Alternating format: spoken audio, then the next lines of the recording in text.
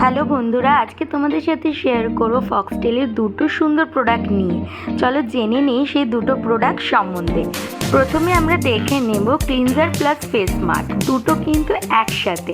হ্যাঁ, একবার ইউজ করলে তোমরা দুটোর বেনিফিট কিন্তু পেয়ে যাবে। যেটা নর্মাল টু অয়েলি স্কিন টাইপে কিন্তু তোমরা সহজে ইউজ করতে পারবে।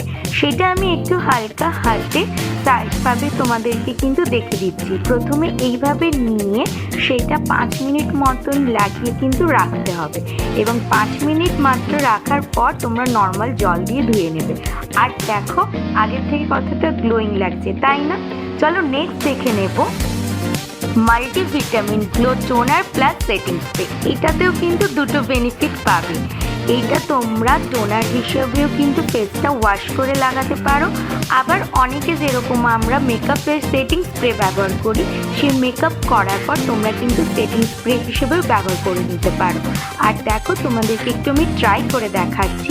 দেখো একটা ইউজে কতটা গ্লোয়িং ভাবে এসছে। আমি ফক্সটেলের দুটো প্রোডাক্ট সম্বন্ধে তোমাদেরকে রিভিউ দিলাম। তোমরা কিন্তু আরও অনেক প্রোডাক্ট ইউজ করে দেখতে পারো। Thank you.